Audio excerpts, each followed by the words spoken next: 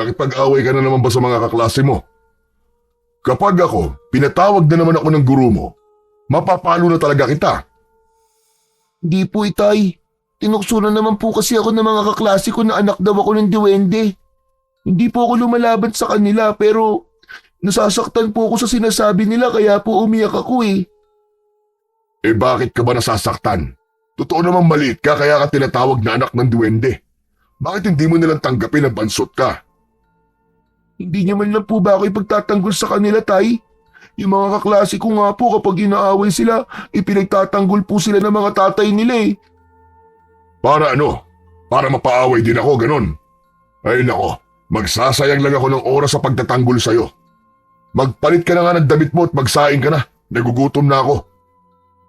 Sa isang maliit na baryo na napapalibutan ng makakapal na gubat, nakatira si Alfred kasama ang kanyang ama na si Nestor. Siya ay 13 taong gulang, ngunit kakaiba ang kanyang anyo. Maliit ang kanyang taas at payat ang pangangatawan. Mas maliit kaysa sa karaniwang mga bata sa kanyang edad.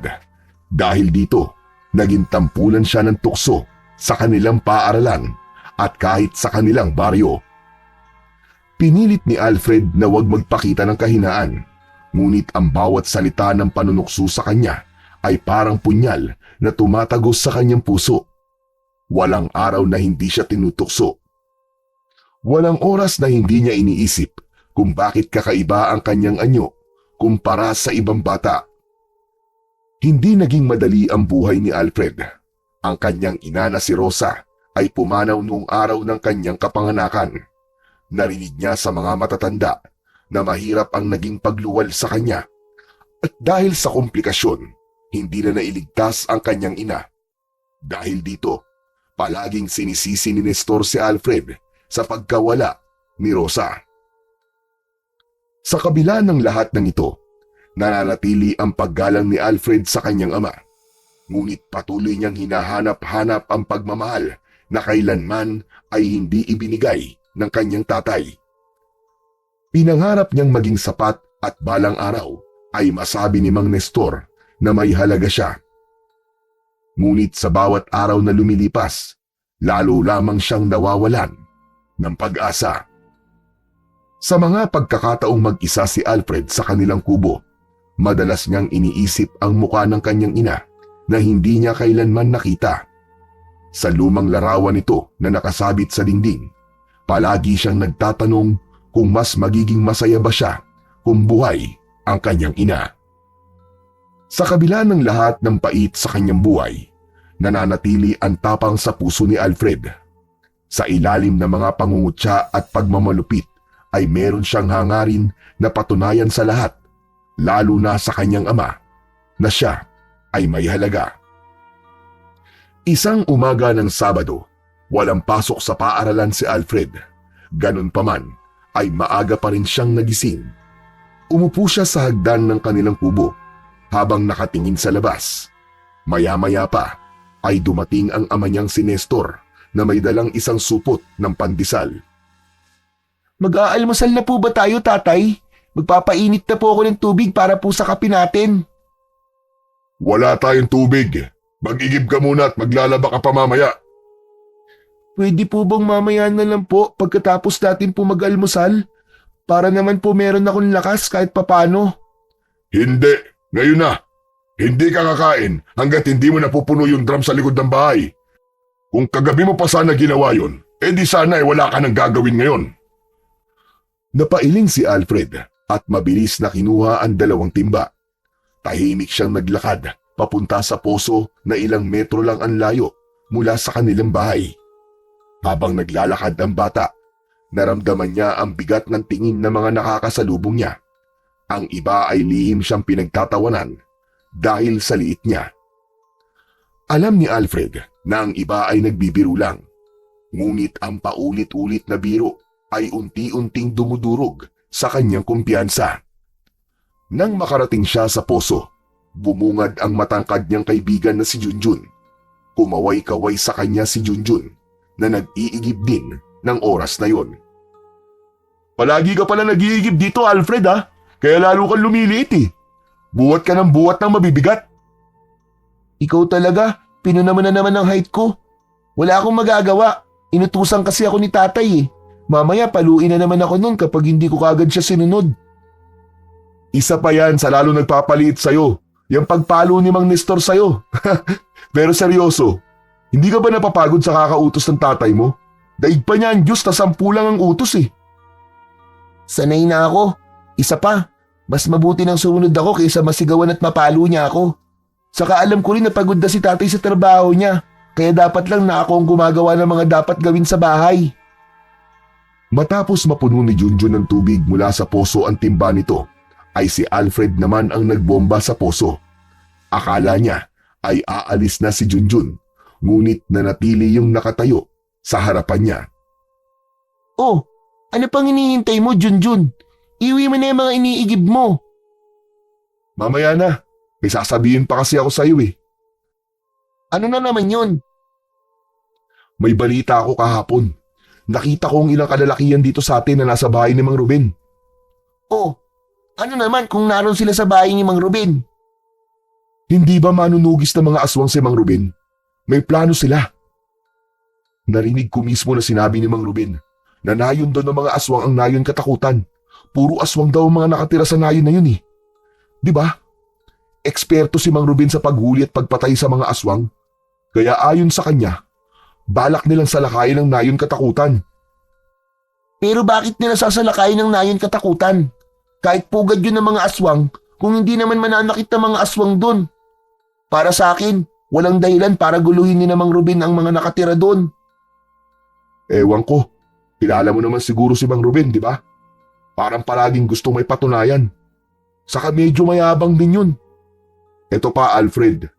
Nakita ko ang tatay mo sa isa sa mga kalalakihan na kaharap ni Mang Ruben. Sigurado ko na kasama siyang sasalakay sa nayon katakutan. Naku, hindi dapat sumama si tatay kina Mang Ruben. Masyadong delikado ang gagawin nila. Bakit? Sasabihin mo ba sa tatay mo na wag nang sumama? Ewan ko, hindi naman niya ako pakikinggan kahit anong sabihin ko eh. Sa bagay. O paano? Uuwi na ako ah.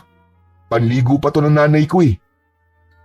Nang umalis na si Junjun ay natigilan si Alfred. Kinabahan siya para sa tatay niya. Alam niya kung gaano kalupit at kalakas sa mga aswang. At alam niya rin na walang karanasan ang tatay niya na makipaglaban sa mga ganoong uri ng nilalang. Kaya nagkaroon siya ng kagustuhan na kausapin ng kanyang tatay tungkol sa pagsama nito kina Mang Ruben para salakayin ang isang nayon ng mga aswang. Pagkatapos niyang mapuno ng tubig ang malaking drum sa likod ng kanilang bahay, ay saka lang siya nakahinga ng maluwag dahil maaari na siyang kumain ng almusal. Kanina pa kasi siya nanginginig sa gutom. Pumasok siya sa loob ng kubo at umasa na makakakain na siya ng ayos. Umupo siya sa harap ng lamesa kung saan naroon ang isang piraso ng pandesal na may palaman na itlog. Napatingin siya sa kanyang ama na noon ay nasa may pinto habang naninigarilyo. Tay, ito na lang po ba ang natira sa pandesal? Ano pa nga ba? Mabuti nga't may natira pa sa'yo eh. Tigil-tigilan mo nga kakareklamo mo at kumain ka na lang dyan. Hindi naman po ako nagre-reklamo eh. Nagtatanong lang po. Wala nang nagawa si Alfred kundi kainin ang natitirang pandesal. Gutom na siya. Pero hindi niya maialis ang bigat sa dibdib. Habang ninunguya niya ang tinapay, tumikhim si Nestor at nag-utos ng isa pang gawain. Kapag tapos ka ng kumain, simulan mo na maglaba ha. Sayang ang init ng panahon ngayon. Sige po tay, tatapusin ko lang po tong almusal ko. Napabuntong hininga si Alfred. Tumayo siya mula sa upuan matapos kumain. Pero hindi niya napigilan ang sarili na itanong sa kanyang ama ang bumabagabag sa kanya mula pa kanina. Tay, totoo po bang sasama kayo kina Mang Ruben? At saan mo naman narinig yan? Sabi po ni Junjun, nakita niya kayong kausap si Mang Ruben. May balak daw po kayong sugurin ng nayon katakutan. Oo, tama ang narinig mo. Sasama nga ako sa kanila. Pero tay, sabi nila pugad daw po ng mga aswang ang lugar na yun. Masyado pong delikado. Bakit niyo pa po kailangan pumunta doon? Kailangan naming sugpuin ang mga aswang na yon bago pa tayo sunod nilang biktimahin. Paano po kung may mangyaring masama po sa inyo? Tumingin si Nestor kay Alfred. Imbis na matuwa sa pag-aalala ni Alfred, ay nagalit pa ito sa kanya. Pwede ba, Alfred? Tumigil ka na nga sa pakikialam mo. Wala kang alam sa mga bagay nito. Bata ka pa. Pero tay, Sabi ng tumigil ka na, Alfred eh. Gawin mo lang iniutos ko sa'yo para meron kang pakinabang. At huwag kang nakikialam sa mga usapan ng mga matatanda ah. Bumagsak ang balikat ni Alfred. Alam niyang wala na siyang magagawa para kumbinsihin ang kanyang ama. Kinuha niya ang mga labada sa maliit nilang kwarto at tahimik na lumabas. Mas lalong lumalakas ang kaba at pag-aalala niya para sa kanyang tatay. Kinagabihan, habang tulog si Nestor sa tabi ni Alfred, ay gising na gising pa rin si Alfred. Kahit na anong pilit niyang pumikit, nananatiling gising ang isip niya.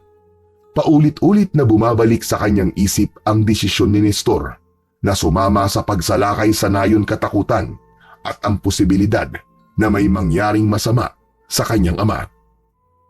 Humugot ng malalim na hininga si Alfred at tumagilid. Pilit niyang inalis ang mga negatibong bagay na tumatakbo sa kanyang utak. Ngunit hindi siya nagtagumpay hanggang sa hindi niya na namalayan na tuluyan na siyang pumikit at nakatulog. Pagsapit ng umaga, masakit man ang katawan mula sa pagod ng mga gawain kahapon, ay buo na ang desisyon ni Alfred.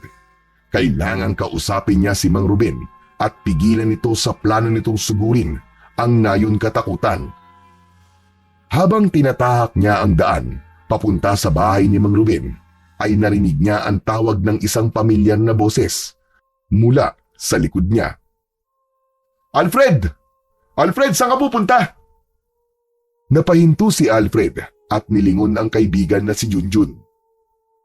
kay Mang Ruben, kakausapin ko siya tungkol sa plano nila na pagsalakay sa nayon katakutan.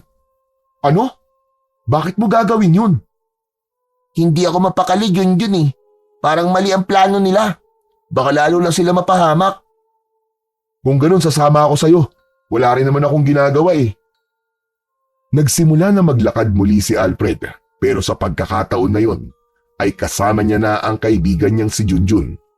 Sa gitna ng isang malawak na taniman, natagpuan ni na Alfred at Junjun si Mang Ruben na nag-aayos ng kanyang mga gamit. Isang itak, ilang kutsilyo at ilang bote ng langis. Nasa harapan ito ng isang maliit na kubo. Magandang umaga po, Mang Ruben. Aba, Alfred! Anong ginagawa mo rito? At ikaw rin, Junjun. May kailangan ba kayo? Nagpalitan ng tingin sina Alfred at Junjun bago nagsalita si Alfred. Mang Ruben, totoo po ba nasasalakay kayo sa nayon katakutan? Oo, totoo yun. Kailangan namin sugpuin ang mga aswang doon bago pa sila magkalat ng lagim dito sa baryo natin. Pero hindi naman po sila nananakit. Wala pa lamang ulat na may ginawang masama ang mga aswang sa nayon na yun, hindi po ba? Ang gusto mo bang sabihin, Alfred, na maghintay tayo ng trahedya bago tayo kumilos? Ganun ba? Ang mga aswang ay likas na mapanganib. Hindi porket wala silang ginagawang masama ngayon, ay hindi na nila yung gagawin sa mga susunod pang araw. Pero paano po kung mali po kayo? Paano kung mas mapahamak po ang baryo natin kung gagawin niyo po ang pagsalakay? Baka magalit po sila at magiganti sa atin, Mang Ruben. Tumawa ng bahagya si Mang Ruben, pero halatang may halong inis. Alfred, ikaw na bata ka. Masyado ka pang bata. Hindi mo pa naiintindihan ang takbo ng mundo. Hindi namin pwedeng hayaan mabuhay ang mga aswang kasama natin. Hindi ito tungkol sa kung nananakit sila ngayon o hindi. Ang tanong, kailan sila mananakit? Kailan nila tayo aatakihin? Hihintayin ba muna natin mangyari yon bago tayo kumilos? Aba, walang mawawala kung maaga tayong kikilos. Ala, sige na, umuwi na kayo. Ang mga ganitong usapin ay hindi para sa mga batang kagaya nyo. Tumahimik si Alfred. Nag-isip siya. Labis pa rin siyang nag-aalala para sa kanyang ama. hanggang isang ideya ang pumasok sa kanyang utak. Mang Ruben, ngayon alam ko nang hindi ko kayo mapipigilan sa plano nyo. Kaya naisip ko na baka pwedeng sumama na lang ako sa pagsalakay nyo sa Nayon Katakutan. Ano? Ikaw? Sasama sa amin? Aba, Alfred, sa liit mong yan, anong maitutulong mo? Baka mapahamak ka lang sa sobrang liit mo. Baka madali kang makain ng mga aswang. Baka kainin ka ng buo ng mga yon. Gusto ko lang naman po masiguro na ligtas po si tatay. Kahit po maliit ako, ay may tutulong pa rin po ako sa inyo. Huwag kang mag-alala, Alfred. Kami na ang bahala sa tatay mo. Ang gawin mo, matulog ka na maaga. Baka sakaling paggising mo ay tumangkad ka pa. Napayuko si Alfred at labis na nanliit sa sinabi ni Mang Ruben. Hindi na siya sumagot pa at tuluyan nang nagpaalam. Tara na Junjun, umuwi na tayo. Maraming salamat po Mang Ruben. Aalis na po kami. Tahimik na naglakad sina Alfred at Junjun palayo sa bahay ni Mang Ruben. Bagsak ang balikat ni Alfred. Masakit para sa kanya ang kawalan ng tiwala ni Mang Ruben sa kanya.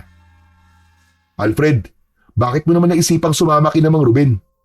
Ang delikado kaya ng gagawin nila tapos sasama ka pa? Kasi gusto kong patunayan na may silbi ako. Kahit maliit ako. Lagi na lang nilang sinasabi na wala akong kwenta. Napabigat lang ako. Baka kung makatulong ako sa ganitong bagay, magbago ang tingin nila sa akin. Alfred, ano ka ba? Tama si Mang Ruben. Hindi para sa atin ang ganung laban. Bata pa tayo. Hayaan na lang natin sa matatanda ang pagsalakay sa nayon ng mga aswang. Hindi mo kailangan patunayan ang sarili mo sa ganung kadelikadong paraan. Tumingin si Alfred kay Junjun habang bakas ang lungkot sa kanyang mga mata.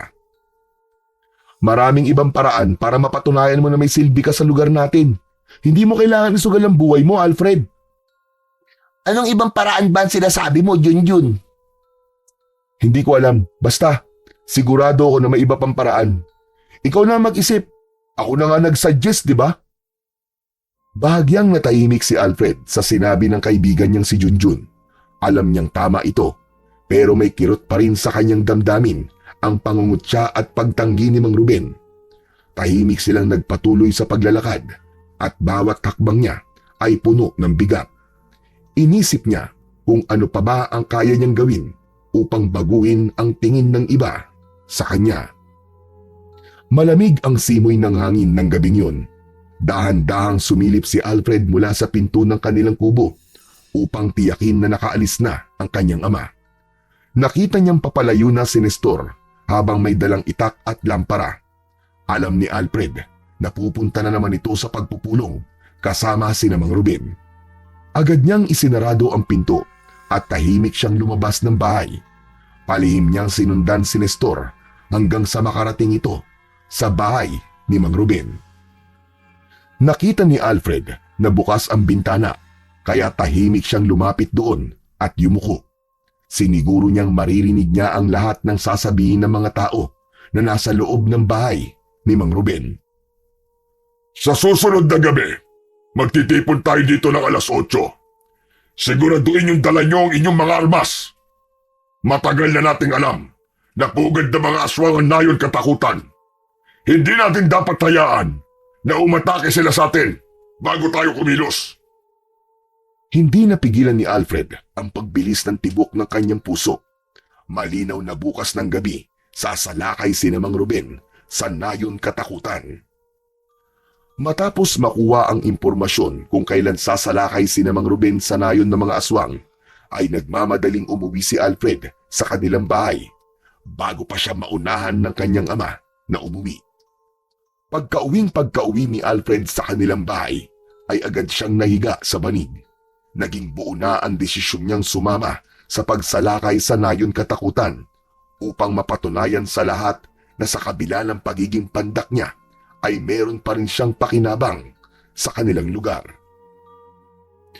Nang sumunod na gabi ay nakita ni Alfred na umalis ang tatay niya, dala ang isang matalim na itak na hinasa nito na maigi kaninang umaga. Mabilis na kinuha ni Alfred ang isa pa nilang itak at agad na sumunod sa kanyang tatay nang hindi nito nalalaman. Siniguro niyang tahimik ang hakbang niya sa madilim na daan upang hindi malaman ng kanyang ama na siya ay nakasunod dito. Habang naglalakad, naramdaman ni Alfred ang isang kamay na biglang humila sa kanya mula sa likod. Halos mapasigaw siya sa gulat, ngunit pinigilan niya ang pagsigaw nang makita niya si Junjun. Junjun! Ano ka ba? Bakit nanggugulat ka? Kala ko kung sino. Saan ka pupunta, Alfred? Oras na ng gabi ah. Hindi mo na kailangan malaman. Bumalik ka na lang sa inyo. Eh di, sasama na lang ako sa iyo para malaman ko. Pambihira naman talaga yan, ang kulit mo. Ngayon naatake si Mang Ruben sa nayon katakutan. Sasama ako sa kanila. Sasama pa rin ako sa iyo. Gusto ko makakita ng aswang eh. Bahala ka na nga sa buhay mo. Basta, walang sisihan kapag may nangyaring masama sa iyo ah. Hindi na nakipagtalo pa si Alfred. Alam niyang mahirap pigilan ang kaibigan niya kapag may gusto ito.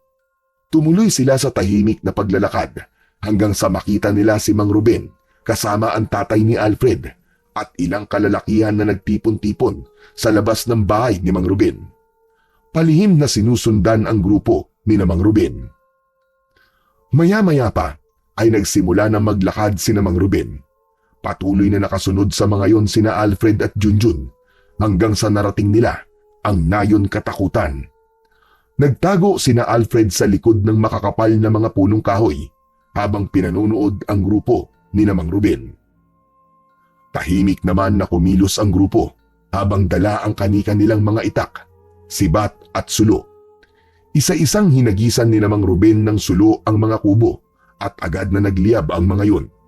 Napuno ng apoy ang paligid. Sumingaw ang makakapal na usok at nagising ang mga nasa loob ng kubo. Nagsimula na ang kaguluhan nang biglang lumabas ang mga aswang sa kubo ng mga ito. Ang ilan sa mga ito ay tila mga anino na mabilis na gumagalaw, habang ang iba naman ay may malalaking pakpak na parang paniki. Grabe Alfred! Totoo pala talaga mga aswang! Hindi nakapagsalita si Alfred.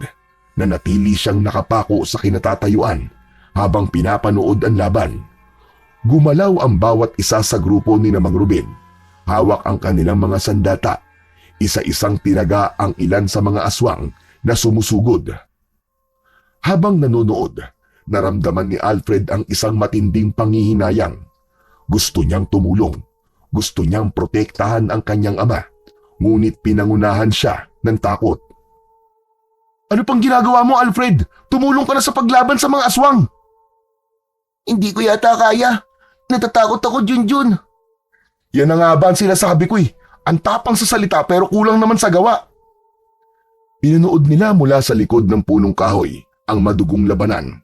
Unti-unting naging malinaw kay Alfred na hindi magiging madali ang labanang yun, lalo na't tila higit na mas malalakas at mas matatalino ang mga aswang. Makalipas ang ilang sandali ay nakaramdam si Alfred ng malamig na hangin na tila gumapang sa kanyang batok. Kasabay nun ay narinig niya ang mabigat na yabag ng isang nilalang na papalapit sa kanilang kinaroroonan. Napatingin siya kay Junjun at nakita niya ang takot sa muka ng kanyang kaibigan. Biglang lumitaw mula sa likuran nila ang isang aswang. Susunggaban sana sila nito pero mabilis na tumakbo sina Alfred at Junjun. Pero dahil sa labis na pagkakataranta ay sa magkaibang direksyon sila tumakbo. Sandaling huminto si Alfred upang hanapin si Junjun. Luminga siya at laking gulat niya nang nakita niya na pasugod sa kanya ang aswang. Mabilis na tumakbo si Alfred. Hindi niya na alam kung saan siya dinala ng kanyang mga paa. Ang tanging nasa isip lang niya ng mga oras na yon ay ang makalayo sa aswang na humahabol sa kanya. Hanggang sa hindi niya na namalayan na nasa loob na pala siya ng isang kagubatan. Muli siyang lumingon at napatid siya sa malaking ugat ng isang puno. Nadapa si Alfred. Nang makita niya ang aswang ay napasigaw siya ng malakas dahil ilang di pa na lamang ang layo ng aswang sa kanya. Pero nang malapit na ang aswang kay Alfred ay biglang nagliwanag ang paligid niya. Bigla siyang napapikit. Nang mawala ang liwanag ay muling ibinukas ni Alfred ang mga mata at nagimbal siya dahil wala na siya sa madilim na kagubatan. Sa halip, napapalibutan siya ng napakagandang tanawin. Isang hardin ng mga makukulay na bulaklak. Ang hangin ay malamig at mabango at tila malayo ang lugar na yon sa anumang gulo. Habang nakatingin sa paligid si Alfred, ay isang maliit na nilalang ang biglang lumitaw mula sa likod ng isang puno. Isang duwende na halos isang dangkal lamang niya ang taas. Nakasuot ito ng puting damit at sombrero. May makapal itong balbas na umabot pa hanggang sa dibdib nito. Labis ang takot ni Alfred sa nakita niya, kaya malakas siyang napasigaw.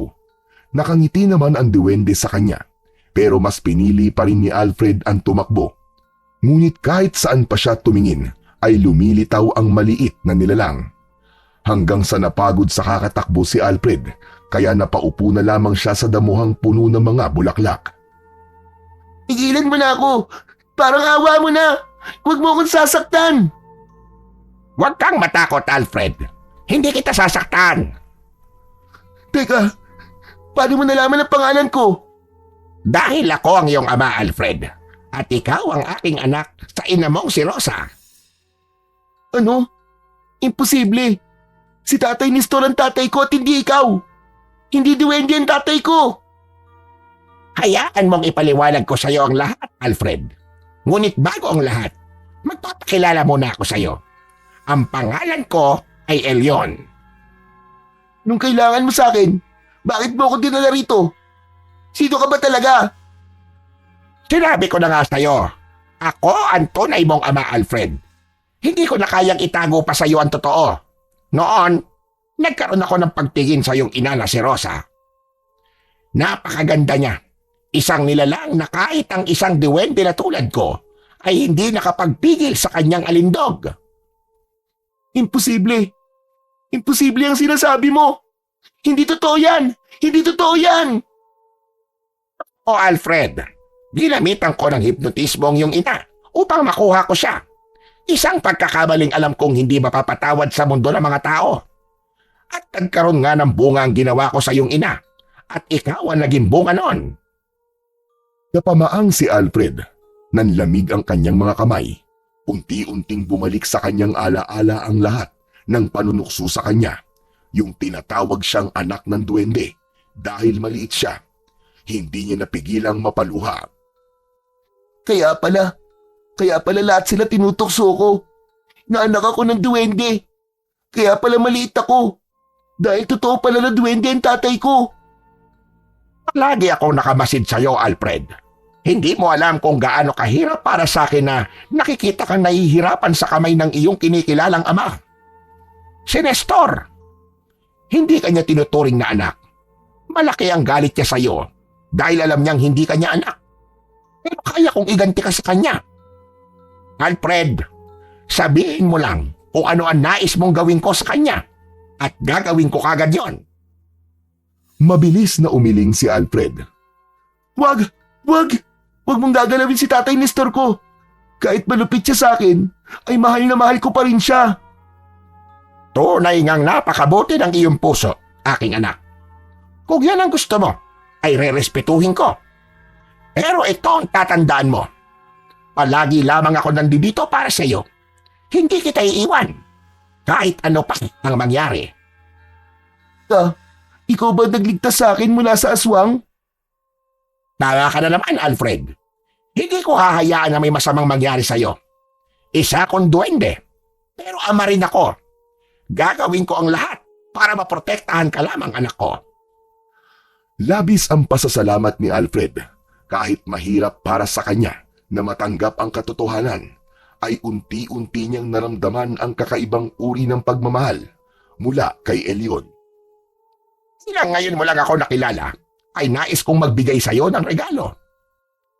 Bibigyan kita ng pagkakataon na humiling sa akin at kahit na ano, at tutuparin ko yon ora mismo. Naging mabilis ang pagsagot ni Alfred at hindi niya na kinailangan pang mag-isip. Gusto kong patunayan sa lahat na kahit maliit ako, meron akong silbi. Gusto ko matulungan ng mga tao sa pakikipaglaban sa mga aswang. Ngumiti si Elyon at sa isang kumpas ng kamay nito ay isang baston ang unti-unting lumitaw mula sa hangin. Lumutang yun sa harapan ni Alfred. Ang baston ay yari sa makinis na kahoy na naglalabas ng puting liwanag. Ito ang sagot sa iyong kahilingan, anak ko. Ano? Isang baston? Ano magagawa ng baston na ito para sa kahilingan ko sa'yo? Hindi ito isang ordinaryong baston lamang, Alfred.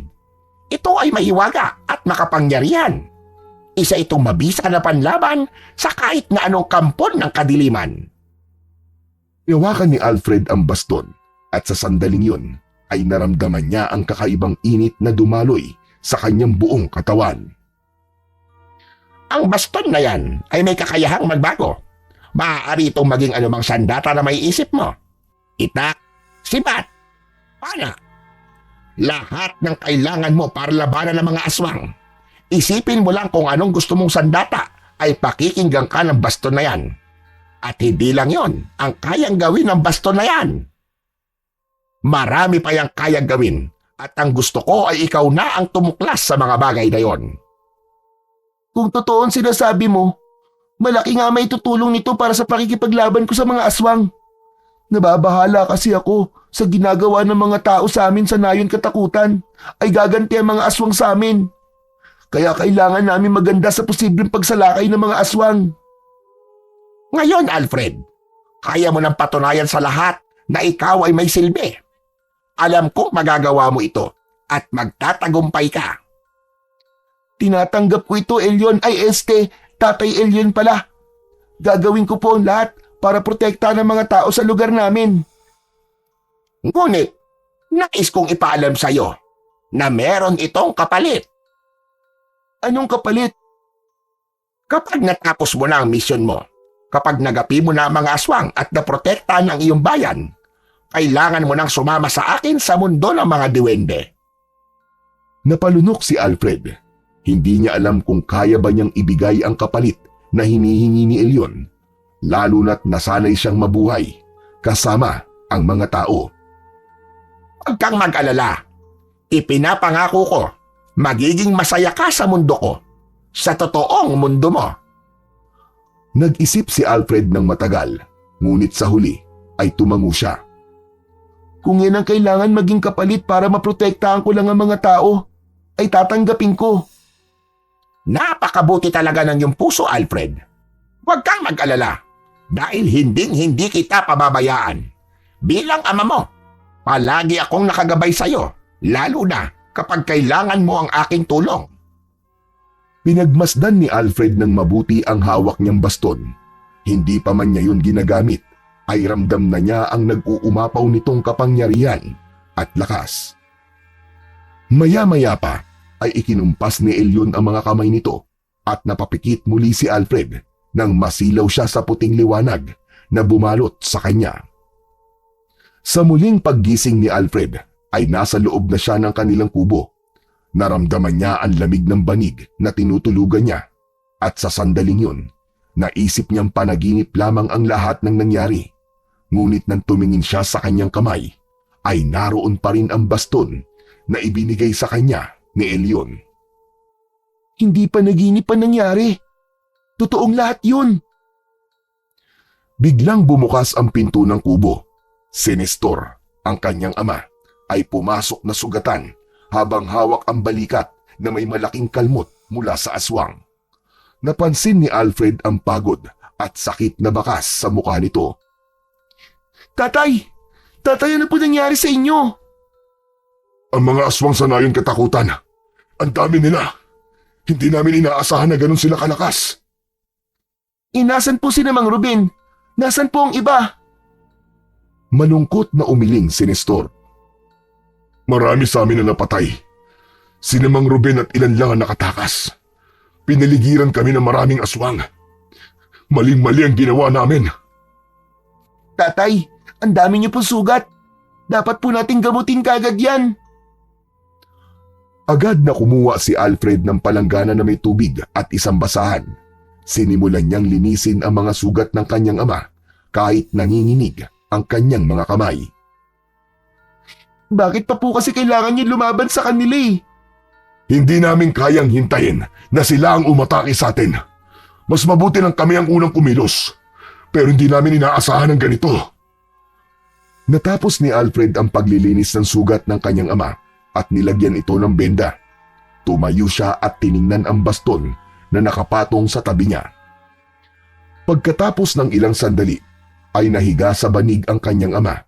Unti-unti itong nakatulog ng dahil sa pagod. Habang si Alfred naman ay nanatiling gising. Nakaupo siya sa gilid ng banig ng kanyang ama habang hawak ang baston. May awang humaplos sa puso niya habang nakatingin kay Nestor. Kahit pa hindi maganda ang trato nito sa kanya, ay hindi niya pa rin kayang hindi maramdaman ang awa dito. Hanggang sa bumalik sa isipan ni Alfred ang sinabi ni Elyon tungkol sa baston, na hindi lang yun sandata dahil may iba pa yung kayang gawin na kailangan niyang matuklasan. Naisip niya ng sandaling yun na baka isa sa kakayahan ng baston ay ang manggamot o kaya naman ay makapagpagaling ng sugat. Mas lumapit pa si Alfred sa natutulog na si Nestor at dahan-dahang itinapat dito ang baston. Sa isip niya ay paulit-ulit niyang inuutusan ng baston na pagalingin nito ang sugat ni Nestor.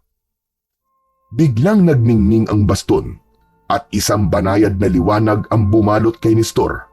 Napaurong naman si Alfred ng dahil sa gulat, ngunit hindi niya binitiwan ang baston. Ang liwanag ay tila banayad na hangin na dumampi sa sugatang katawan ng kanyang ama. Maya-maya pa ay unti-unting naghilom ang mga sugat nito. Nang mawala ang liwanag, ay tuluyan ding nawala ang mga sugat ni Nestor. Nakahinga ng maluwag si Alfred at muling tumingin sa baston. Labis ang naging pasasalamat niya sa baston at kay Elyon ng sandaling yun. Kinaumagahan, habang naghahanda ng almusal si Alfred, ay nagulat siya sa pagbalikwas ni Nestor ng tayo. May pagtatakang tinignan ni Nestor ang katawan nito. Alam ni Alfred na nagtataka ang tatay Nestor niya dahil wala na ang mga sugat nito sa katawan.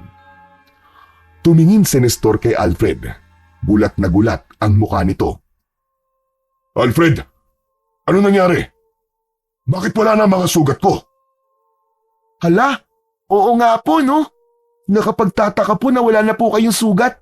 Samantalang kagabi po, punong-puno po kayo ng kalmot at mga kagat mula sa aswang. Hindi po kaya pinagaling po kayo ni Papa Jesus? Ay, ewan ko. Imposible naman ganun kabilis na naghilom ang mga sugat ko. Tay, huwag niyo na pong isipin yon. Ang importante po, wala na po kayong sugat. Kumain na po kayo at sigurado po ako gutom na gutom po kayo. Nakatulala na pumwesto ng upo si Nestor sa kanilang hapagkainan. Simula sa araw na yon, ay tuluyan nang naniwala si Alfred sa kakayahan ng baston at hindi na siya makapaghintay na magamit niya yon sa pakikipaglaban sa mga aswang kung sakaling gumanti at umatake ang mga yon sa kanilang lugar. Matapos mag-almusal, ay inutusan si Alfred ni Nestor na mag-igib. Agad namang sumunod si Alfred at umalis siya sa kubo nila, dala ang isang timba at ang baston. Pakiramdam niya ay hindi niya na kayang mawalay pa sa katawan niya ang naturang baston, kaya naman dinala niya yon kahit na sa pag-iigib. Pagdating niya sa puso, ay agad niyang inumpisang punuin ang timba ng tubig. Habang ginagawa niya yon, ay biglang dumating ang kaibigan niyang si Junjun na may dalang isang timba. Napangiti si Alfred nang makita ang kanyang kaibigan na ligtas at walang anumang sugat.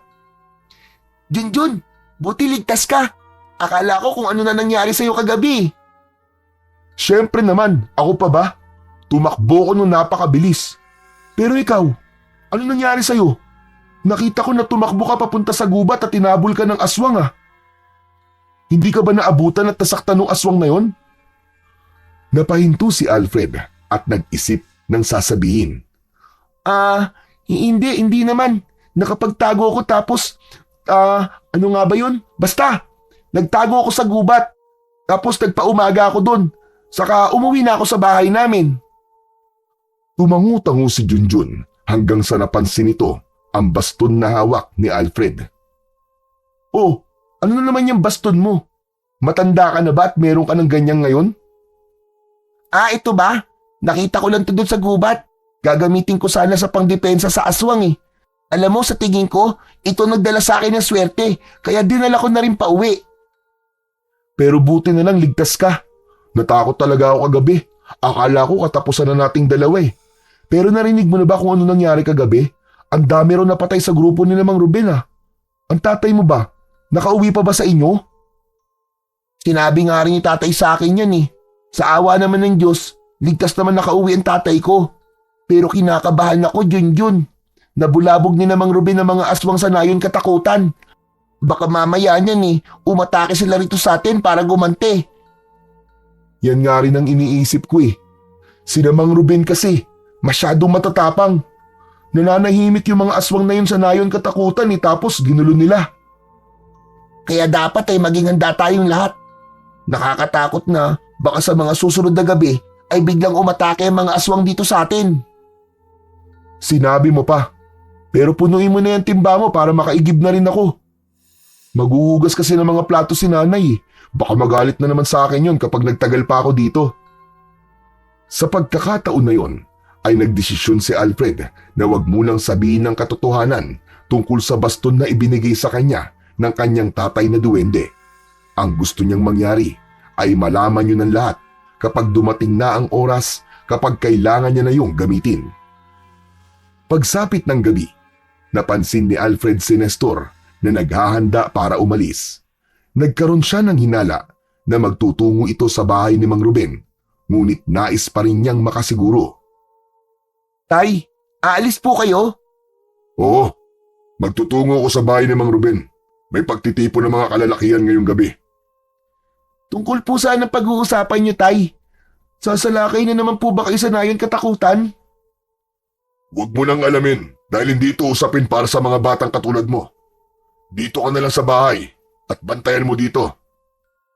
Hindi na sumagot si Alfred, ngunit sa loob-loob niya ay alam niyang may kinalaman sa mga aswang ang pagpunta ng tatay niya sa bahay ni Mang Ruben. Nang umalis na si Nestor, ay dali-daling kinuha ni Alfred ang kanyang baston at sinundan ang ama. Pagdating ni Alfred sa bahay ni Mang Ruben, ay tahimik siyang nagkubli sa gilid ng bintana. Sa loob ay nakita niya ang mga kalalakihan ng baryo, kasama si Mang Ruben at Nestor. Mga kasama, hindi tayo maaari magpabaya. Nabulabog natin ang nayon katakutan. At ngayon, sigurado mag-iiganti sa atin ang mga aswang na yon. Anong plano natin, Ruben? Hindi natin pwedeng hayaan na lang na umatake sila nang hindi tayo handa. Tama ka, Nestor. Kailangan nating maganda. Anumang oras, maaaring sumugod ang mga aswang dito sa lugar natin. Kaya sa mga susunod na gabi, lahat ng may kakayahang lumaban ay magbabantay sa bawat sulok ng baryo. Pero Ruben, sapat ba ang armas natin? Malalakas sa mga aswang sa nayon katakutan. Gagawa tayo ng paraan. Hindi nila tayo matatalo kung sama-sama tayong lalaban. Habang nakikinig si Alfred, ay ramdam niya ang kaba. Alam niyang malaki ang banta na kinakaharap ng kanilang lugar. Ngunit sa kabila nun, ay may halong pananabik siyang nararamdaman dahil sa wakas ay magagamit na niya ang kapangyarihan ng baston. Matapos mapakinggan ang pagpupulong sa bahay ni Mang Ruben, ay mabilis siyang bumalik sa kanilang bahay. Buo na ang loob niyang gamitin ang mahiwagang sandata upang patunayan sa lahat, lalo na sa sarili niya, na kahit maliit siya, ay kaya niyang maging isang bayani. Tahimik ang baryo ng gabing yun. Nakaupo si Alfred sa harap ng maliit na lamparang nagbibigay liwanag sa loob ng kanilang kubo. Hawak niya ang baston habang malalim na nag-iisip. Biglang humangin ng malakas at tila nagbago ang temperatura sa paligid. Sa ibabaw ng lamesa ay biglang lumitaw si Elyon habang nakangiti kay Alfred. Nagulat naman si Alfred ng mga sandaling yun at halos mabitiwan ang baston. Pero agad siyang kumalma nang mapagtanto niya na si Elyon lamang yun. Kumusta nga, Alfred? Tatay Elyon, ikaw pala yan. Ayos lang po ako. Nakakagulat ka naman po. Bigla-bigla ka na lang sumusulpot. Sinabi ko naman sa'yo na palagi ako nakabantay sa'yo, anak. Napansin ko lang na tila masyado kang tahimik nito mga nakaraang araw. Ano ba ang nangyayari sa'yo? Nagamit ko na po kasi ang baston. Napagaling ko po mga sugat ni Tatay Nestor. Bakit mo pa siya tinulungan? Alam mo namang malupit siya sa'yo, hindi ba? Oo nga po, pero kahit ganun po, hindi ko naman po kayang hayaan siyang magdusa. Siya pa rin po nagpalaki sa akin. Bilib na talaga ako sa'yo, anak ko. Natural na talaga sa'yo ang pagiging mabuting tao. Pero kailangan mong isipin ang sarili mo minsan. Hindi lahat ng tao ay karapat-dapat sa kabutihan mo. Alam ko naman po yun, pero hindi po ako mapapalagay kung may magagawa po ako para tumulong, pero hindi ko po gagawin. Yan ang dahilan kung bakit gusto kitang tulungan. Pero tandaan mo ito, Alfred. Ramdam ko na malapit nang umatake ang mga aswang dito sa inyong lugar. Ano po? Malapit na? Paano niyo po nalaman yun? Nararamdaman ko. Isa akong nilalang ng kalikasan. At may koneksyon ako sa mga bagay na hindi mo nakikita. Kailangan mo na magsalay sa paggamit ng baston. Kailangan na. Bago pa umatake ang mga aswang mula sa nayong katakutan, ay gamay mo na ang paggamit sa kapangyarihan ng baston. Paano po ako magsasanay? Hindi ko po alam kung paano to gagamitin sa pakikipaglaban sa mga aswang. Ang baston na yan ay bahagi ng iyong sarili simula nang ipagkatiwala ko yan sa'yo. Pakinggan mo ito, Alfred. Pakiramdaman mo ang kapangyarihan nito. Gamitin mo ang imahinasyon mo. Inilapit ni Alfred ang baston sa kanyang dibdib. Pumikit siya at bigla niyang naramdaman ang kakaibang init mula rito. Yan ang sinasabi ko sa'yo. Hayaan mong ang baston na magturo sa'yo kung ano ang dapat mong gawin. Hayaan mong maging isa kayo nang sa ganon ay magamit mo ang buong lakas at kapangyarihan nito. Dahan-dahang nagmulat ng mga mata si Alfred. Salamat po, Tatay Elyon. Gagawin ko po ang lahat para maprotektahan ang baryo namin. Mabuti kung ganon. Pero tandaan mo ito, Alfred. Hindi lang lakas ang kailangan sa labanang ito. Kailangan mo rin ng tapang at talino. Ngunit huwag kang mag-alala. Palagi lang akong nasa paligid upang gabayan at bantayan ka. May sasabihin pa sana si Alfred, ngunit biglang naglaho si Elyon. Yun pala ay parating na si Nestor. Ilang segundo lang, simula nang mawala si Elyon, ay siyang pagpasok naman ni Nestor sa kanilang kubo. Doon napatunayan ni Alfred na totoong malakas ang pakiramdam ni Elyon. Nang sumunod na araw, ay maagang nagising si Alfred. Habang malalim pa ang tulog ng tatay Nestor niya, ay kinuha niya ang baston at maingat na lumabas. Nagtungo siya sa gubat, dala ang determinasyong maging handa sa labanang paparating. Pagdating niya sa gitna ng kagubatan, ay huminto siya at humigpit ang hawak niya sa baston. Maya-maya pa, ay pumikit siya at hinawakan ng baston gamit ang dalawa niyang kamay. Unti-unting naramdaman ni Alfred ang kakaibang init mula sa baston. Sa kanyang isip, inisip niya ang isang espada, isang matalim, mahaba at makapangyarihang espada. At sa isang iglap, parang likidong ginto ang baston na unti-unting nagbago ng anyo. Nang iminulat niya ang kanyang mga mata, ay hawak na niya ang isang kumikinang na espada. Totoo nga! Ang astig naman ito! Inayos ni Alfred ang kanyang posisyon at hinawakan ng espada ng mahigpit. Pakiramdam niya ay ginagabayan siya ng baston sa kung ano ang dapat niyang gawin. Malakas na inihampas ni Alfred ang espada sa hangin. Sinubukan niyang gayahin ang mga galaw ng mga mandirigma na napapanood niya sa telebisyon ng kanilang kapitbahay.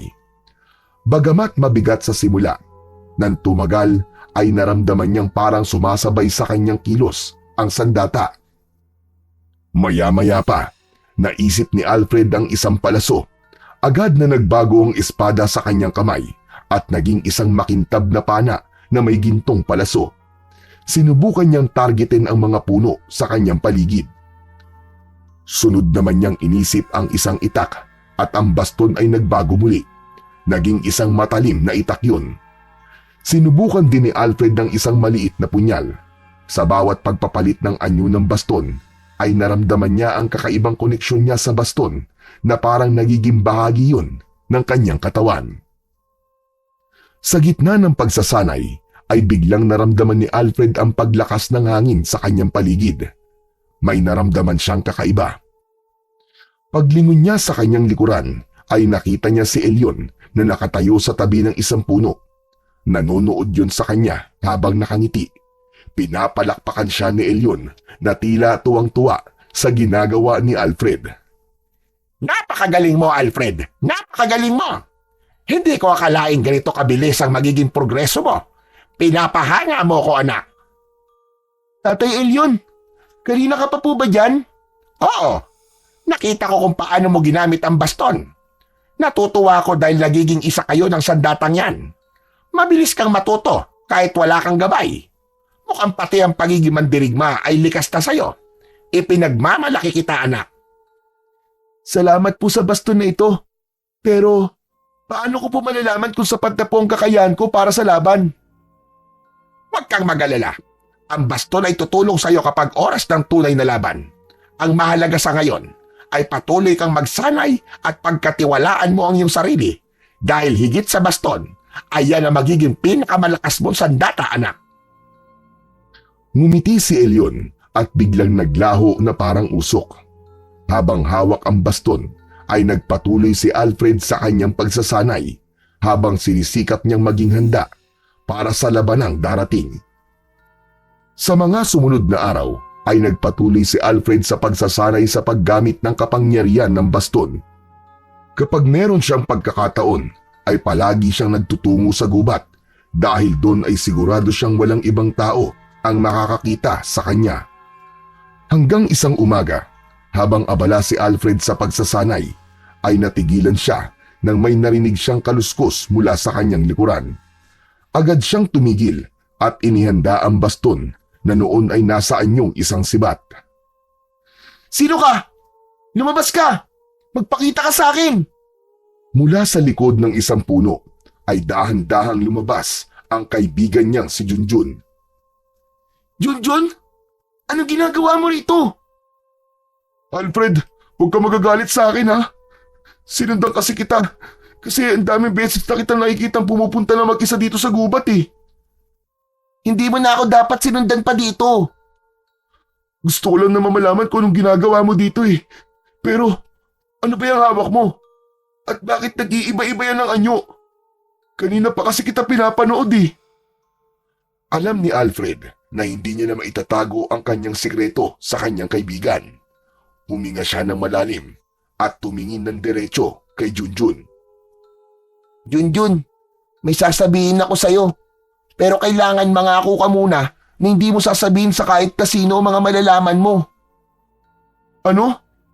Teka, bakit naman? Basta mangako ka muna, Junjun. Kapag sinabi mo agad dito sa iba, hindi na ako makikipagkaibigan sa'yo.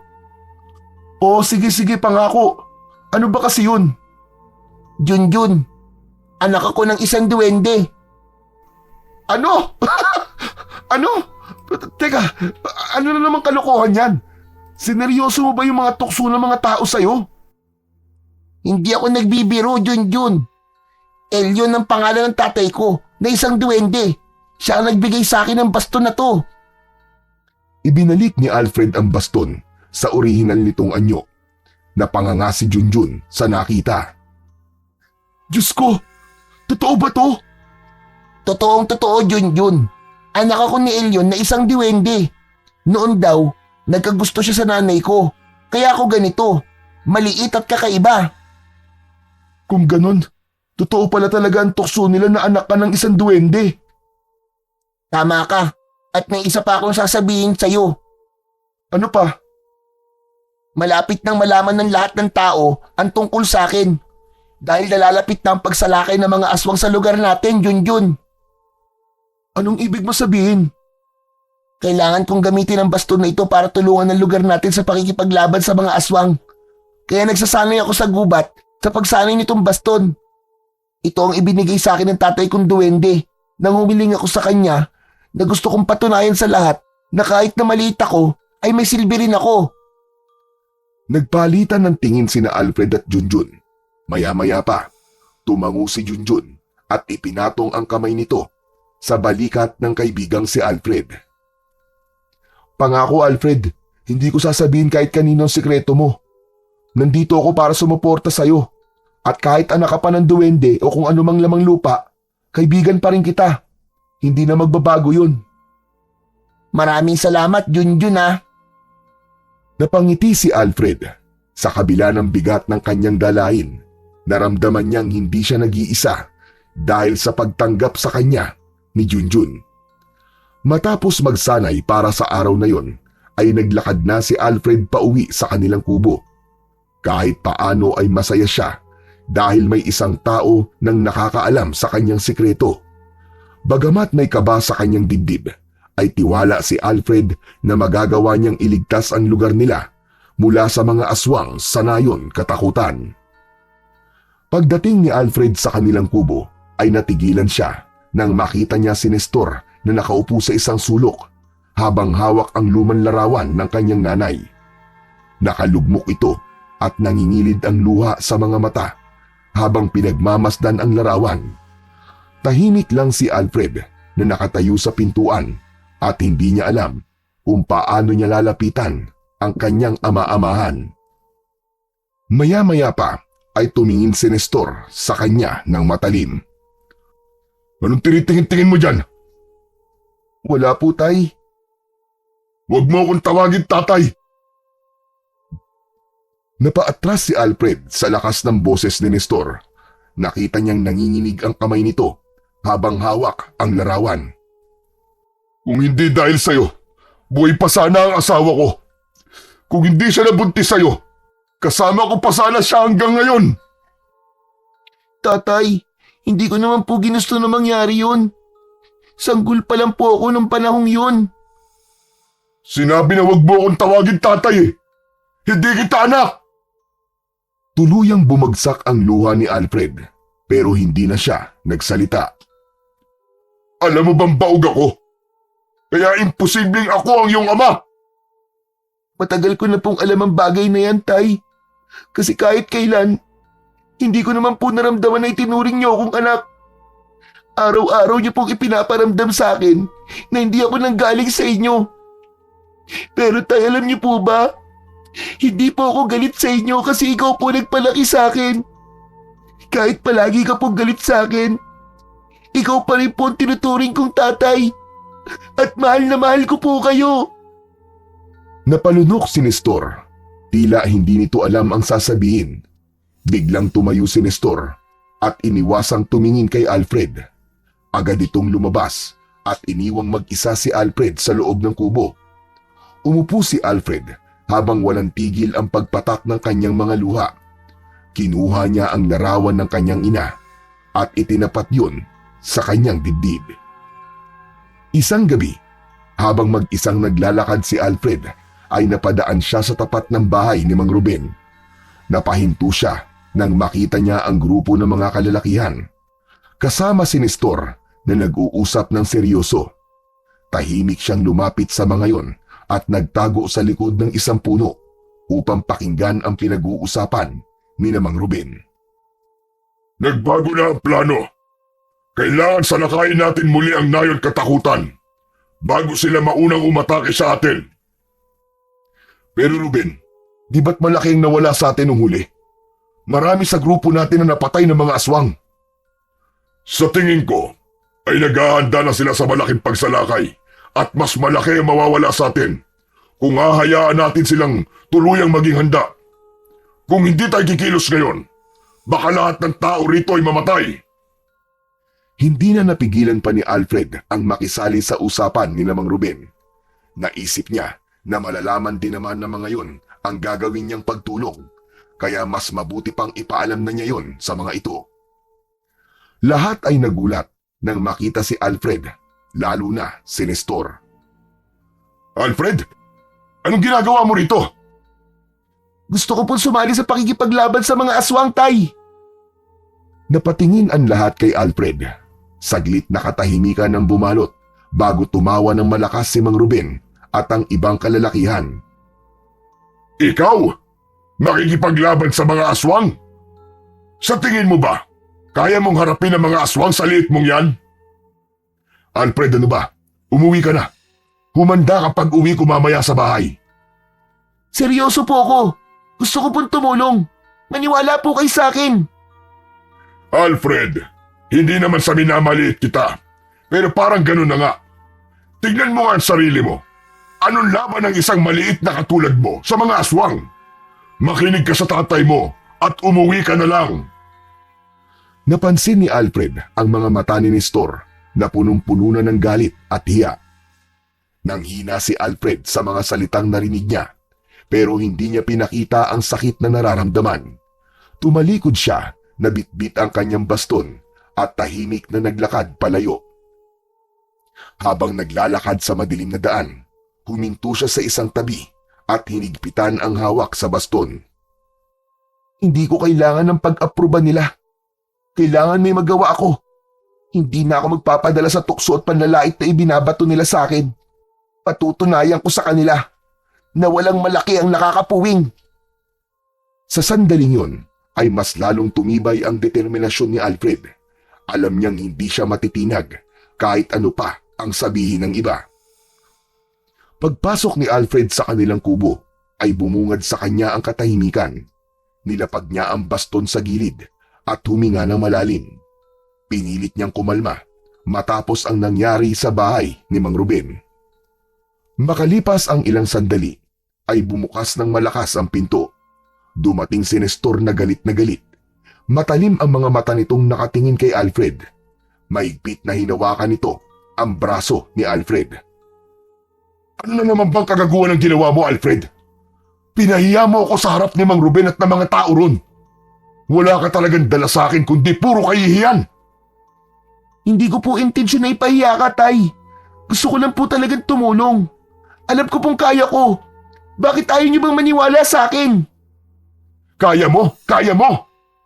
Wala kang alam sa pakikipaglaban, Alfred. Hindi ka nga marunong humawak ng itak. Kinuha ni Alfred ang baston at ipinakita yon kay Nestor. Ito pong basto na to magiging sandata ko, Tay. Kaya po akong tulungan ito para makipaglaban sa mga aswang. Ano bang pinagsasasabi mo? Walang silbi ang baston na yan sa mga aswang. Tatay, alam ko pong mahirap paniwalaan. Pero anak po ako ng isang duwende. Anak po ako ni Elyon. Ang baston po na ito ay regalo niya sa akin para labanan ng kasamaan. Makapangyarihan po ang baston na ito, Tay.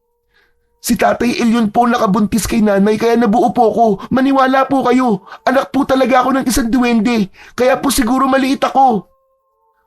Saglit na natigilan si Nestor at tila hindi makapaniwala sa kanyang narinig. Pero agad na bumalik ang galit sa mukha nito. Nababaliw ka na, Alfred. Huwag mong gamitin ang pangalan ng nanay mo sa ganitong kalokohan. Kinuha ni Nestor ang baston mula sa mga kamay ni Alfred. Kung totoong anak ka nga ng isang duwende, mas lalong hindi ka dapat tumulong sa amin. Malay ko ba kung masama ka talaga? At malay ko ba kung kalaban ka namin? Ibalik niyo po sa akin ang baston ko, Tay. Kinuha ni Nestor ang itak sa kusina. Ipinatong nito ang baston sa lamesa at buong puwersang tinagayon. Sa unang hataw ay hindi kagad naputol ang baston. Ngunit sa ikalawang subok ni Nestor ay tuluyan nang naputol sa gitna ang baston. Natulala si Alfred.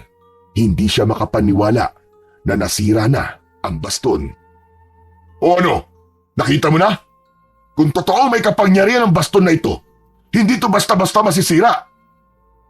Hindi niyo po dapat ginawa yan, Tay. Hindi nakinig si Nestor. Hinila nito si Alfred at itinulak sa haligi ng kubo. Kumuha ito ng lubid at itinali si Alfred sa haligi ng kanilang kubo. Pakawalan niyo po ako, Tay. Pakawalan niyo po ako. Kailangan niyo po ako para manalo sa laban niyo sa mga aswang. Dito ka lang. Hindi ka aalis hanggat hindi kami tapos sa pakikipaglaban sa mga aswang. Tay, kailangan ko pong tumulong, maniwala kayo sa akin. Parang awa niyo na po. Pakawalan niyo po ako! Tumahimik ka! Wala kang karapatang magdesisyon kung anong gusto kong gawin sa'yo. Iniwan ni Nestor si Alfred na nakagapos. Naiwan si Alfred na luhaan at ang nasirang baston ay nanatili sa ibabaw ng lamesa. Tahimik siyang nagdasal at umasa na makakahanap siya ng paraan upang makatakas at magampanan ang kanyang misyon. Magdamag na nakatali si Alfred sa haligi ng kanilang kubo. Pagsapit ng umaga ay pinakain lang siya ni Nestor at umalis ito ng bahay. Gabi na nang bumalik si Nestor at saka siya ulit nito pinakain. Matapos yun ay naging abala na si Nestor sa pagsalakay nito sa nayon katakutan. Hinasa nito ng sandali ang itak at saka inilagay sa kaluban na nasa bewang nito.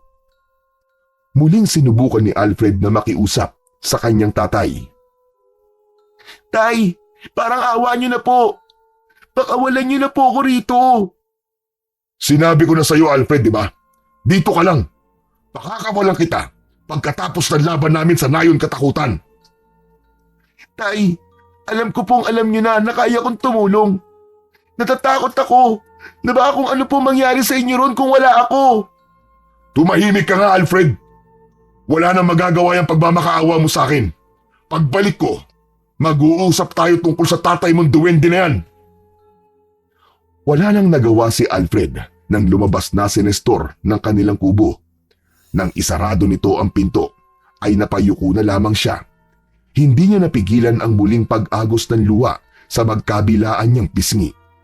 Nang muli niyang makita ang nasirang baston, ay doon niya napagtanto na kahit makawala siya roon, ay hindi niya pa rin magagawang labanan ng mga aswang dahil sira na ang baston na kanyang pangunahing sandata.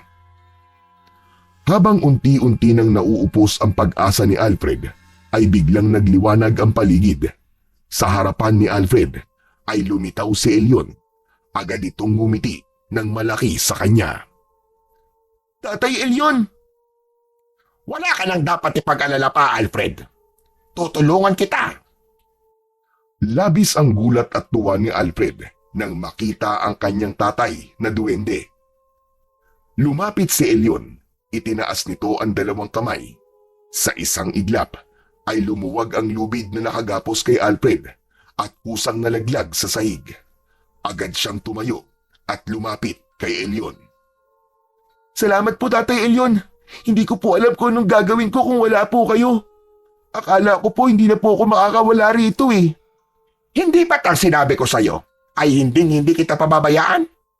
Hinintay ko lang talaga muna makaalis si Nestor bago kita pakawalan. Ngayon, matutulungan mo na sila sa pakikipaglaban sa mga aswang. Pero tay, ang baston po. Sinira na ni tatay ang baston. Yun na nga lang po ang sandata ko para makalaban sa mga aswang eh. Patawarin niyo po ako kung hindi ko po yun naingatan. Ano bang sinasabi mong nasira ang baston? Tumingin ka nga sa lamesa. Nagulat si Alfred nang makita ang baston na buong buo at walang bahid ng pagkasira. Agad niya yung nilapitan at hinawakan. Hala, pero paano po yun nangyari? Pinutol na po ito ni Tatay Nestor gamit ang itak. Simple lang. Ginamit ko ang aking mahika upang ayusin ang baston na yan. Hindi naman ako papayag na mawala yan sa'yo. Pero saka na tayo mag-usap tungkol doon. Magmadali ka na, Alfred. Nagsisimula na ang laban sa nayon katakutan. Naniniwala ko na kahit maliit ka sa paningin ng iba, ay malaki ang iyong maitutulong. Maraming salamat po Tatay Elyon. Nagpaalam na si Elyon at naglaho. Agad namang kumilos si Alfred. Patakbo siyang lumabas ng kubo habang bitbit ang baston patungo sa nayon katakutan. Ang kanyang puso ay puno ng tapang at alam niyang yun na ang simula ng kanyang pinakamalaking laban. Mabilis na nakarating si Alfred sa nayon katakutan. Sa kanyang harapan ay nakita niya ang magulong labanan. Ang mga kalalakihan na pinangungunahan ni Mang Ruben ay nagpapalitan ng taga at saksak sa mga mababangis na aswang. May mga nakahandusay na katawan sa lupa, tao at aswang. Napansin ni Alfred ang kanyang ama na si Nestor na nakadapa na sa lupa. Duguan yun at hirap gumalaw. Isang aswang na may mahahabang kuko at mapupulang mata ang dahan-dahang lumalapit dito. Agad niyang ginamit ang kapangyarihan ng baston at pinakawalan ang mahiwagang kapangyarihan nito. Unti-unting nagbago ang baston at naging isang makintab na pana. Itinutok niya sa aswang ang palaso at pinakawalan. Tumama naman ang palaso sa tagiliran ng aswang. Agad na tumakbo si Alfred papunta kay Nestor. Paglapit niya ay sa kanya humarap ang aswang. Muling nagbago ng anyo ang baston. Mula sa pana ay naging isang matalim na espada yun. Hinawakan ito ni Alfred gamit ang dalawang kamay at sa isang mabilis na galaw ay hiniwa niya ang aswang sa gitna. Alfred, anong ginagawa mo rito? Mamaya na po tayo mag-usap. Tapusin po muna natin ang laban na to. Muling bumalik ang baston sa orihinal nitong anyo. Iginala niya ang mata sa paligid habang patuloy ang digmaan ng aswang laban sa mga tao. Biglang sumugod ang tatlong aswang kay Alfred. Tumutulo pa ang laway ng mga yon habang humahagik-gik ng nakakatakot. Sa isang iglap, ang baston ay naging isang malaking kalasag na yari sa ginto. Ginamit yun ni Alfred upang harangin ang pag-atake ng mga aswang. Bumangga ang mga kuko ng aswang sa kalasag at nagbuga ito ng liwanag na nagpalipad sa mga aswang. Habang nasa ere ang isa sa mga aswang, ay mahigpit na hinawakan ni Alfred ang baston na isa ng mahabang sibat. Ibinato niya ang sibat sa aswang at tumagos ang sibat sa dibdib ng aswang na naging dahilan upang magliyab yun at tuluyang mamatay. Kusang bumalik ang baston sa mga kamay ni Alfred na para bang meron yung sariling isip. Muling nagbago ang baston at naging isang pares ng matatalas na espada. Tumakbo si Alfred papunta sa isang aswang at pinutol ang mga pakpak nito. Nang bumagsak ang aswang sa lupa ay sabay niyang itinarak ang dalawang espada sa dibdib nito. Nagliyab yun hanggang sa maging abo. Isang mas malaki at mas mabangis na aswang ang sumugod kay Alfred. Humugot ito ng isang nakakasindak na alulong habang papalapit sa kanya. Bumalik sa pagiging espada ang baston at walang takot na sinalubong ni Alfred ang malaking aswang. Ang aswang ay nagpakawala ng mabibilis na galaw at pag-atake. Ngunit napigilan yun ni Alfred gamit ang espada. Nagtagumpay siyang maisaksak ang espada sa katawan ng aswang at nang hugutin niya yun ay tinaga niya ang leeg nito. Lumipad sa kung saan ang naputol nitong ulo. Hanggang sa nakita ni Alfred si Mang Ruben na napapalibutan ng dalawang aswang. Hirap nang lumaban si Mang Ruben ng mga sandaling yon dahil sugatan na ito. Muling tumakbo si Alfred. Ang baston ay naging isang pana na may dalawang palaso. Sabay-sabay niyang pinakawalan ng mga palaso at tumama yun sa noo ng dalawang aswang. Natupok ang mga yon at naging abo. Nagpatuloy ang madugong labanan. Ang baston ni Alfred ay patuloy na nagbabago ng anyo. Ang bawat aswang na lumalapit kay Alfred ay natatamaan ng mga malupit na hampas at atake ng kanyang mga sandata. Hanggang sa nagsama-sama ang natitirang mga aswang at sabay-sabay na sumugod kay Alfred. Itinaas naman ni Alfred ang baston sa ere at sa kanyang isipan ay inisip niyang magiging isang dambuhalang espada yon. Ang baston ay agad na nagbago at buong tapang na hinarap ni Alfred ang pulutong ng mga aswang. Isa-isa niyang hinarap ang mga yon. Bawat galaw at atake niya ay puno ng tapang at kahusayan. Sa wakas, ang huling aswang sa nayon katakutan ay bumagsak sa lupa habang nagliliyab at tuluyan nang naging abo. Matapos ang madugong laban ay isa-isang lumapit ang mga tao kay Alfred. Nagpasalamat at nagpugay ang mga yon sa kanya. Hindi makapaniwala ang mga ito sa tapang at husay na ipinakita ni Alfred na dati ay minamaliit lamang. Maya-maya pa ay lumapit si Mang Ruben kay Alfred. Alfred, iho, patawarin mo ko. Hindi ko inakala na ganito kakalakas. Akala ko isa ka lamang batang walang kakayahan. Pero ikaw pa pala nagligtas sa ating lahat. Ginawa ko lang po ang dapat, Mang Ruben.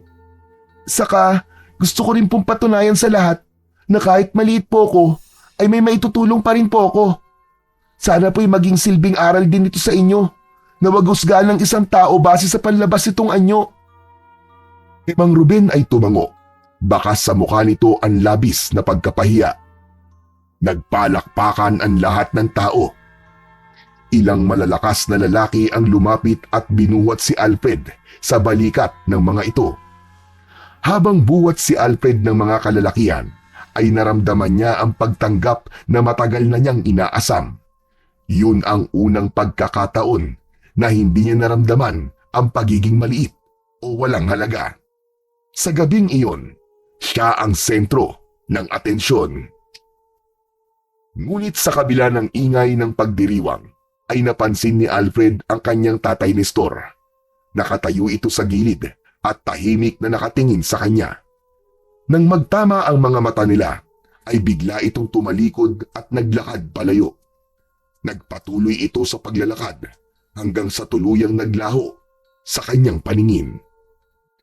Habang binubuhat pa rin ng mga tao si Alfred, na puno ng lungkot ang kanyang puso, ang buong akala niya ay matutuwa ang kanyang tatay sa kanyang ginawa, ngunit tila kabaligtaran pala ang nangyari.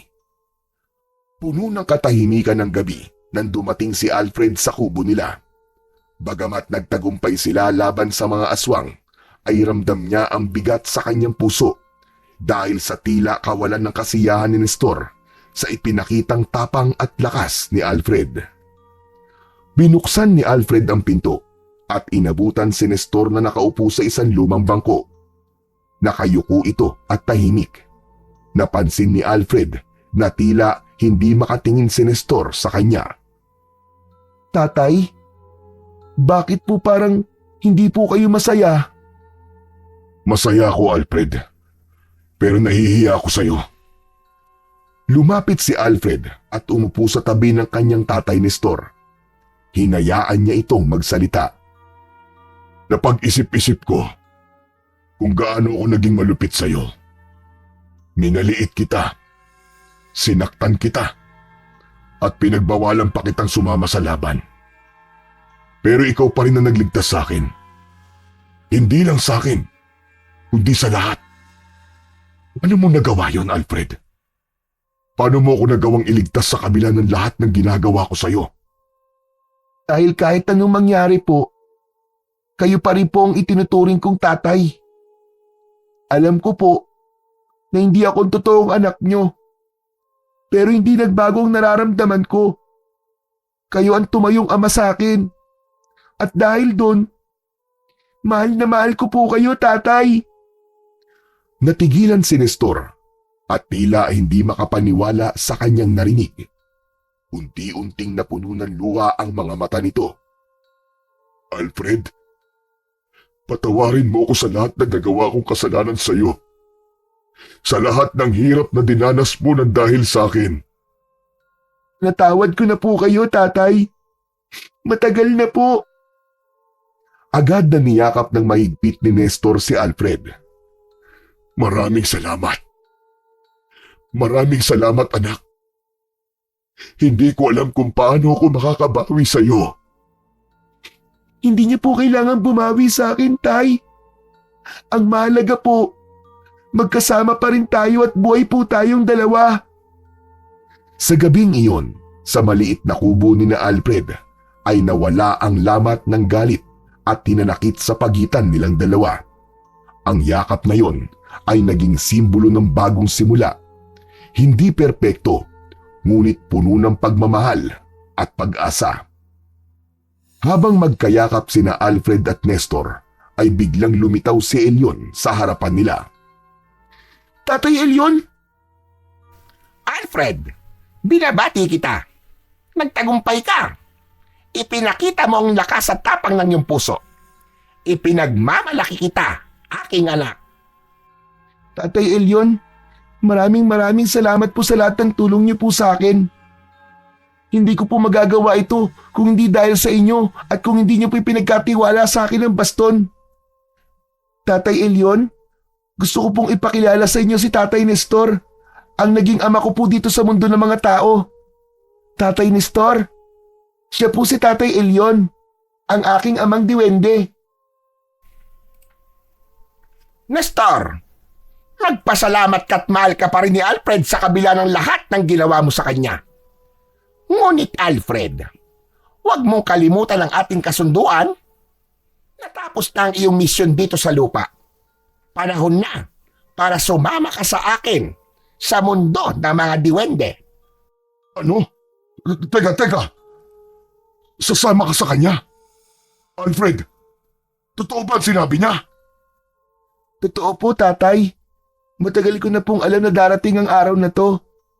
Pero Tatay Elyon, baka pwedeng manatili lang po ako dito. Ngayon pa lang po kasi kami nagkaayos ni Tatay Nestor eh. Ayoko pong iwan siya. Saglit na nag-isip si Elyon habang nakatitig kay Alfred. Tinitigan niya ang kanyang anak. Sigurado ka ba, Alfred? Magiging masaya ka ba dito sa mundo ng mga tao? Sigurado po ako, Tatay Elyon. Masaya po ako dito at alam ko pong mas lalo po ako magiging masaya dahil ayos na po kami ni Tatay Nestor. Minga ng malalim si Elyon at ngumiti ng bahagya. O sige, kung yan ang makapagpapasaya sa iyo, Alfred, ay hahayaan kita. Pero itong tandaan mo, anak, nasa likod mo pa rin ako. Kapag kailangan mo ng tulong, tawagin mo lang ako.